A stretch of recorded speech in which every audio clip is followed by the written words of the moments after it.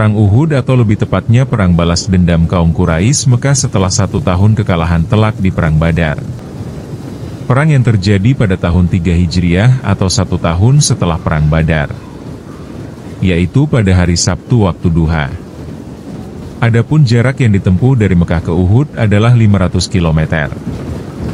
Sungguh jarak yang sangat jauh karena harus menempuh jalan yang tidak lurus namun berkelok-kelok.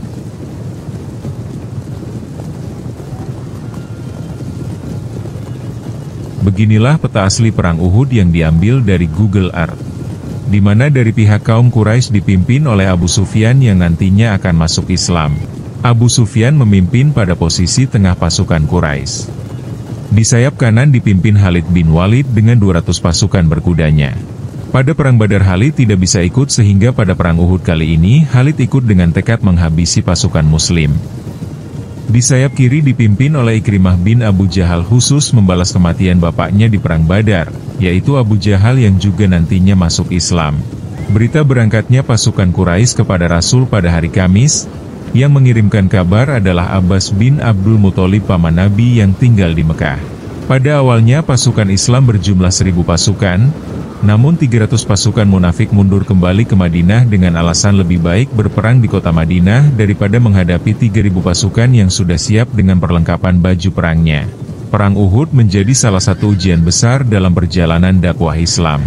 Setelah mundurnya 300 pasukan munafik yang dipimpin oleh Abdullah bin Ubay bin Salul, tersisalah hanya 700 pasukan Muslim yang setia mendampingi Rasulullah Shallallahu Alaihi Wasallam menghadapi 3000 pasukan Quraisy yang datang dengan persenjataan lengkap dan semangat balas dendam. Rasulullah bermimpi pedangnya patah dan sapi yang disembelih. Ini pertanda kata Rasul akan banyak sahabatku yang syahid berguguran meninggal dunia. Pada perang ini, Rasulullah memilih posisi strategis di Gunung Uhud, dengan punggung pasukan menghadap gunung agar tidak dapat diserang dari belakang. Beliau juga menempatkan 50 pemanah di Bukit Rumat, Bukit Pemanah, dan memerintahkan mereka dengan tegas. Jangan tinggalkan posisi kalian. Meskipun kalian melihat kami menang atau kalah, tetaplah di tempat kalian sampai aku memberi perintah. Pertempuran pun dimulai. Seperti biasa dalam budaya perang Arab, dimulai dengan duel atau mubarazah. Dari pihak kaum musyrikin ada Syiba yang maju dan dari kaum muslimin yaitu Hamzah paman Nabi. Pada Perang Badar Hamzah juga yang menang duel lawan Syaibah bin Robi'ah.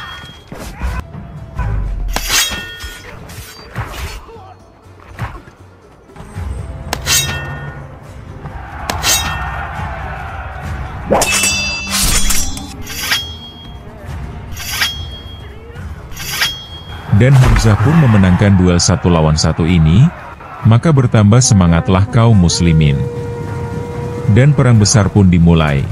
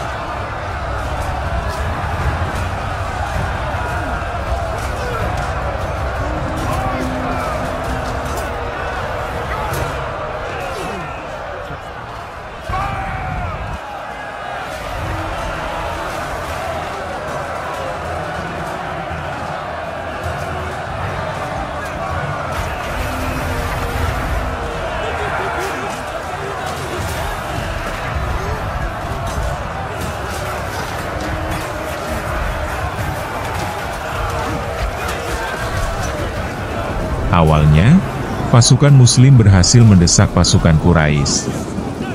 Banyak dari mereka yang lari kocar-kacir.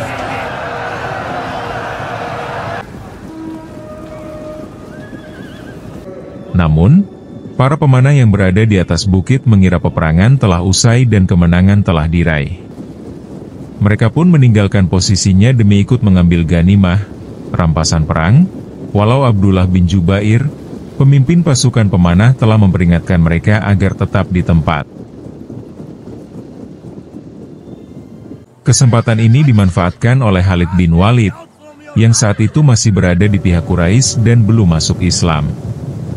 Dengan keahliannya sebagai komandan pasukan berkuda, ia mengitari bukit dan menyerang pasukan Muslim dari arah belakang.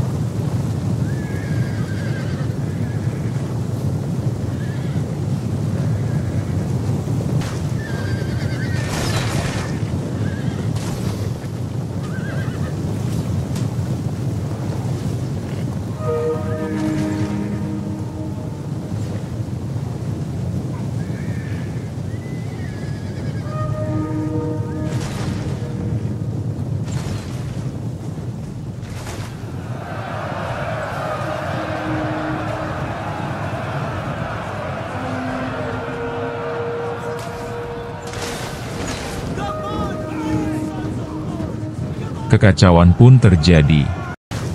Pasukan Muslim yang tadinya unggul kini terjebak dalam dua arah serangan.